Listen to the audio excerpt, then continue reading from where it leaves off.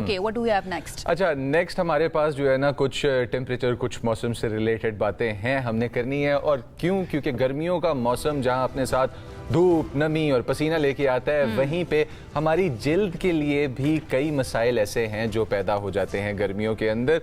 आम तौर पर इन मसलों में सबसे आगे जो बच्चों को होता है वो होता है गर्मी के दानों का, जिसको कभी कभार आम पे भी ब्लेम किया जाता है। लेकिन आम के मज़े के बगैर मैं कहता हूँ गाइस, आप लोगों ने अगर नहीं इंजॉय किया अपना समर तो आपके समर्स नहीं थे। अच्छा, ये चले गर्मी दाने जो हैं अगर आम की वजह से वो तो हमें मंजूर है, लेकिन अगर सूरज की शुआओं की वजह से और गर्मी की वजह से आपके चेहरे पर मुलाजमा हो रहा है, आपको स्किन टैनिंग हो रही है, और समटाइम्स कुछ लोगों को ना मुजम्मिल ड्राइनेस भी शुरू हो जाती है, वो कबूल नहीं है, ये कंट्रोलेबल है, इसको कंट्रोल किया जा सकता है। तो उसके लिए क्या क्या एहतियातें होनी चाहिए, क्या किया जाना चाहिए, ये जान लेते हैं। हमारे साथ कौन मौजूद है? हमारे साथ डॉक्टर अलमास इकबाल साहब मौजूद हैं। और मैम अस्सलाम वालेकुम, क्या हाल चाल हैं आपके और कैसी हैं आप?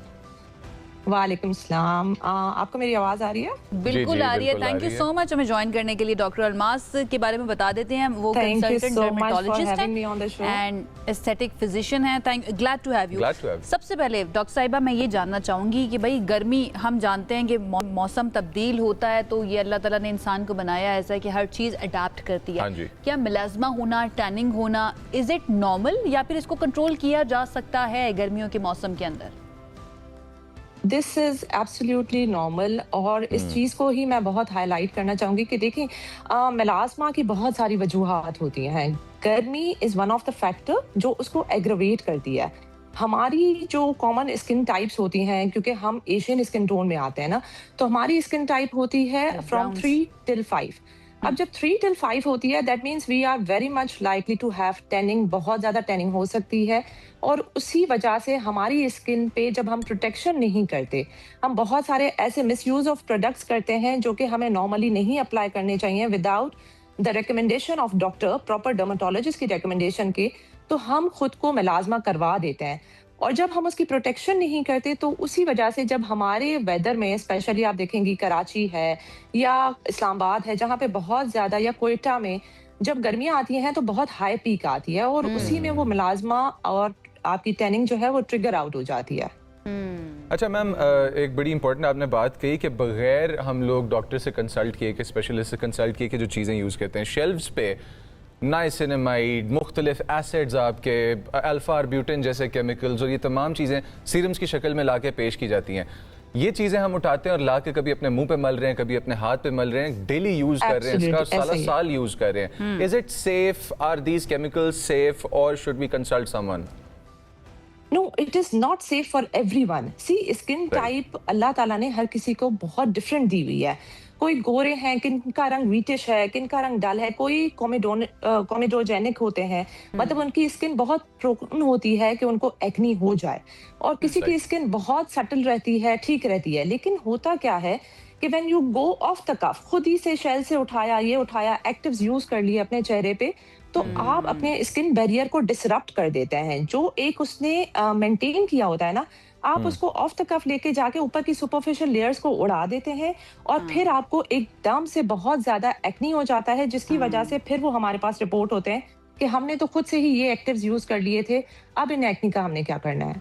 राइट, ठीक है। अच्छा, अब एक चीज़ जो मुझे लगता है कि मैंने किसी टीवी के ऊपर डिस्कस करते हुए किसी को नहीं सुना है, but I really want to know कि आपने एशियन स्किन टोन की बात की, वी आर ब्राउन्स, मेलानिन की प्रोडक्शन ज़्यादा होती है हमारी स्किन के अंदर।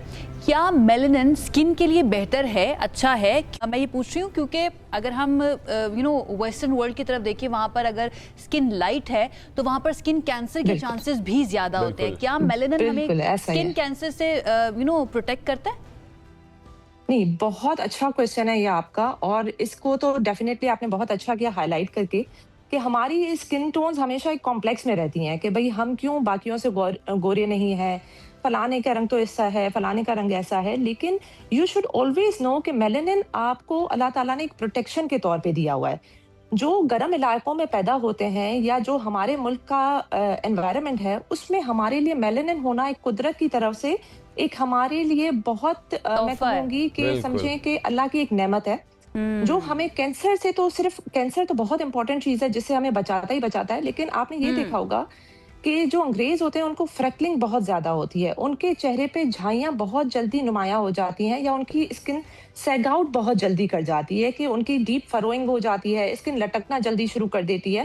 दिस इज ऑल बिकॉज उनकी स्किन में मेलानिन नहीं है जो कि उनको प्रोटेक्ट कर सके। जब हम ऑस्ट्रेलिया और यूरोपियन कंट्रीज में जाते हैं, वहाँ स्किन के कैंसर्स, जिनको हम आम जबान में मेलानोमा या बेजल सेल कार्सिनोमा कहते हैं, इनकी हद बहुत ज्यादा है, जस्ट बिकॉज के वो मेलानिन नहीं है जो उनको प्रोटेक्ट कर सके वहां पे। लगता है ये डिजाइन इनसिक्योरिटी है जो हम लोगों के दरमियान डाली गई है। एक चीज जो अल्लाह ने आपके लिए तोहफा बनाकर रखी थी, उसको कह दिया गया है कि आपका सबसे बड़ा नक्शा है कि अगर आपका रंग सांवला है या काम अच्छा, है। मैं आपसे सनस्क्रीन के बारे में बात करना चाहता हूँ और फिर इसके बाद हम लोग रेमेडीज वगैरह की तरफ आएंगे, जिसमें होममेड भी हैं और दूसरी मेडिकल क्लिनिकल रेमेडीज भी हैं। बिल्कुल। जो सनस्क्रीन है उसके बारे में बात ये भी की जाती है कि कुछ कंटेंट्स, कुछ एसपीएफ्स और कुछ चीजें ऐसी हैं कि जो सेफ नहीं है प्रोलॉन्ग्ड यूज के लिए। आपको इस बारे में क्या कहना है कि ये एक कंस्पिरेसी थ्योरी है या इसके पीछे कोई फैक्ट भी है? नहीं, इसको मैं थोड़ा क्लियर आउट करना चाहूंगी। देखिए, स्किन जो है ना, it's a vast spectrum. Skin में आपकी जो है डिजीजेस अलग होती हैं और स्किन की बेसिक प्रोटेक्शन अलग होती है। अब बीइंग अ डर्मेटोलॉजिस्ट, हमारे पास बहुत ऐसे केसेस आते हैं जिनमें स्किन की डिजीज है जो कि सनलाइट से एग्रावेट होती है। उसमें मैं कुछ नाम आपको बता दूं, जैसे SLE एक डिजीज है, DLE डिजीज है, फोटो एलर्जिक डर्मेटाइटिस होता है, जो कि आप जब भी धूप में जाएंगे आपकी स्किन रिएक्ट करके उस पर बहुत सारे निशानात बन जाते हैं। उन सूरतों में आपके लिए मस्ट होता है कि आप SPF हायर क्वांटिटी में यूज करें ताकि वो उसको प्रोटेक्ट करे। जैसे कि हम उसमें यूजुअली 50 अबव, कभी कभी हमें 100 SPF भी देना पड़ता है। बट अगर एक आम स्किन है जो कि स्किन, अच्छा मैं यहाँ पे ना एक और चीज क्लियर करूँ, लोगों को ये होता है कि अगर हम सन ब्लॉक लगा रहे हैं फिर भी हमारा रंग सांवला हो रहा है, हम टैन हो रहे हैं, वो क्यों हो रहा है? सन ब्लॉक का काम सिर्फ आपको सन बर्न से बचाने का है, दैट्स इट। उसका कोई और काम नहीं है, ना वो टैनिंग से बचाएगा आपको, ना वो सांवले होने से आपको बचाएगा। उसका काम है कि वो आपको प्रोटेक्शन दे बेसिक सनबर्न से। तो जो नॉर्मल हेल्दी स्किन होती है उसके लिए 30 SPF और 50 SPF is more than enough, लेकिन मस्ट सबके लिए है ताकि हमारे टेम्परेट जोन्स में हमें वो सनबर्न ना हो। Okay, now what to do, remedies क्या हो सकती हैं? एक तो एक नेचुरल कलर हमारा है जिसमें मलाजमा हमारे पास मौजूद नहीं है, लेकिन अगर गर्मी या फिर सनलाइट मलाजमा को बहुत ज़्यादा एक्टिवेट कर देती है, बहुत ज़्यादा बढ़ा देती है, तो उससे बचने के लिए क्या किया जा सकता है डॉक्टर अलमास? देखें, सबसे पहले इम्पोर्टेंट है कि आप मेलाजमा का रूट कॉज देखें। हमारे यहाँ पे जो ज्यादा मेलाजमा रिपोर्ट होता है, जब मैं उनको एडवाइस करती हूँ कि आप बेसिक अपना ब्लड टेस्ट करा के आएं, तो उनका पहला सवाल होता है, डॉक्टर मेलाजमा के लिए हम ब्लड टेस्ट क्यों कराएं? मेलाजमा के लिए ब्लड टेस्ट कराना इसलिए जरूरी होता है कि मेलाजमा का एक फैक्टर है आयरन डेफिशिएंसी एनीमिया भी, तो हमें वो भी रूल आउट करना होता है कि क्या आप आयरन डेफिशिएंट तो नहीं है। तो पहले आपने कॉजेज रूल आउट करने हैं कि क्या आपने क्रीमों की वजह से आपको मेलाजमा आया है, या आपको प्रेगनेंसी में हार्मोनल चेंजेस की वजह से मेलाजमा आया है, या आपको आयरन डेफिशिएंसी से मेलाजमा आया है। अगर तो आपका कोई भी कॉज है तो पहले रूट कॉज को ट्रीट करना बहुत लाजिम है। उसके बाद सबसे इम्पोर्टेंट है sun protection and heat protection. Sun protection तो लोग बहुत आम कर लेते हैं, लेकिन जो नहीं करते वो करते हैं हीट प्रोटेक्शन। अब किचन में लोग जा रहे होते हैं ट्रीटमेंट्स लेने के बाद, लेकिन किचन में वही आप हीट के आगे बार बार खड़े होते हैं, बहुत ज्यादा आपका एक्सपोजर होता है, और फिर पता है डॉक्टर अलमास, फिर वो डॉक्टर के ऊपर भी इल्जाम होता है कि मैं तो अभी ट्रीटमेंट करवा के आई थी और देखो ये क्या हो गया मेरी स्किन के साथ। अच्छा, साथ ही रहिए डॉक्टर अलमास, हमारे साथ लाहौर से एक लाइव कॉलर मौजूद है, ज़हरा, तो उनसे जरा बात करते हैं। अस्सलाम वालेकुम ज़हरा, कैसी हैं आप, क्या सवाल है आपका? बिल्कुल ठीक जी ज़हरा बताइए, हम सब आपको सुन रहे हैं, क्या सवाल, क्या कहना चाहेंगी? जी, एक्ने मेरी एक्ने बहुत है फेस पर। क्या हो रहा है, दोबारा से बताइए। एक्ने बहुत है उसके फेस पर, बहुत दाने। एक्ने बहुत ज्यादा है, आपने अभी तक कोई टेस्ट करवाया है, कोई चीज इस्तेमाल की जिसकी वजह से एक्ने बहुत ज्यादा हो रही है? कोई चीज इस्तेमाल चलिए, आपका सवाल हम डॉक्टर साहब के पास एज बता दीजिए, फिर हम डॉक्टर अलमास से पूछते हैं इसका हल। आई थिंक ज़ारा चली गई है। जी, ज़ारा का मुकम्मल डायग्नोसिस तो नहीं हो सकता टीवी के ऊपर, लेकिन एक्ने से बचने के लिए जनरली क्या किया जा सकता है डॉक्टर अलमास?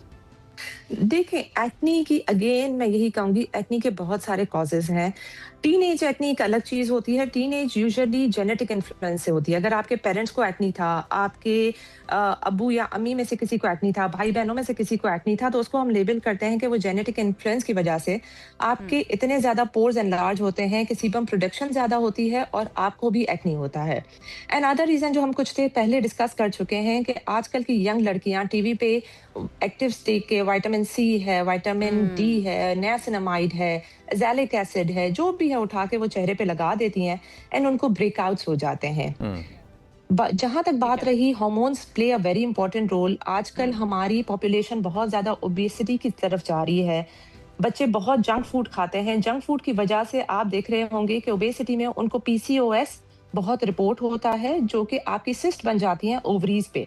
और वो भी एक रीजन है कि बच्चियों को बहुत ज्यादा यंग एज में या एक्नी आपके चेहरे पे, स्पेशली आप जिन के एरिया पे और लोअर फेस पे आप उनको एक्नी रिपोर्ट होते हुए देखेंगे। तो सबसे पहले अगेन मैं इनको यही कहूंगी कि लाहौर में ये नियर बाय डर्मेटोलॉजिस्ट के पास जाएं, उनको पहले ही अपनी पूरी हिस्ट्री बताएं ताकि वो इनको अच्छे से एवेल्युएट करें कि आखिर इनका कॉज क्या है। और ट्रीटमेंट हमेशा जो है ना, हम एक्नी की सब टाइप पे देते हैं। एक्नी पस्चुलर है या कॉमिडोजेनिक है या नोड्यूलर एक्नी है, ट्रीटमेंट आपकी उस हिसाब से होती है। ठीक है। जहां तक होम केयर की बात रही, होम केयर में देखें ओवर एक्सफोलिएशन भी जरूरी नहीं होता। आपने एक्सफोलिएंट हमेशा जो है ट्वाइस और thrice in a week use करना होता है। डॉक्टर की रेकमेंडेड ट्रीटमेंट का पूरा टाइम इस्तेमाल करना होता है। कभी कभी लोग उसको हाफ वे छोड़ देते हैं, लेकिन वो प्रॉपरली लें और अपनी स्किन केयर जो है वो भी डॉक्टर के मशवरे से यूज करें। All right, thank you so much doctor Almas हमें ज्वाइन करने के लिए और इतना अच्छा इनपुट देने के लिए सारी सिचुएशन के ऊपर। बड़ा ज़रूरी पॉइंट जो है ब्रेक पर जाने से पहले वो मैं ये उठाना चाहूँगी कि भाई टीवी पर आप जो कुछ भी देखते हैं ना, इवन अगर आप मुझे भी इस वक्त देख रहे हैं, मैंने बहुत सारा मेकअप किया हुआ है, अदरवाइज एक्नी भी मौजूद है, स्किन टेक्सचर भी मौजूद है, अनइवन स्किन टोन भी मौजूद है, एंड इट इज़ नॉर्मल। ये चीज़ डिसाइड नहीं करती है कि आपकी वैल्यू या आपकी वर्थ क्या है। Let's try to be happy and comfortable in our own skin, ये बहुत ज़्यादा ज़रूरी है। और दूसरा ये कि स्किन का ख्याल रखना भी बड़ा जरूरी है। आप सिर्फ बिल्कुल छोड़ नहीं सकते हैं, स्किन को ख्याल रखें। ये जो मेरे साथ बैठे हुए बिल्कुल ख्याल नहीं रखते, इनको मैंने आज ही मेकअप रूम के अंदर कहा कि स्किन के साथ इस तरह से मत कीजिए। स्किन एक हमारी एक प्रोटेक्शन की लेयर है जो अल्लाह ताला ने बनाकर भेजी है और इसका ख्याल रखना भी हमारी जिम्मेदारी है।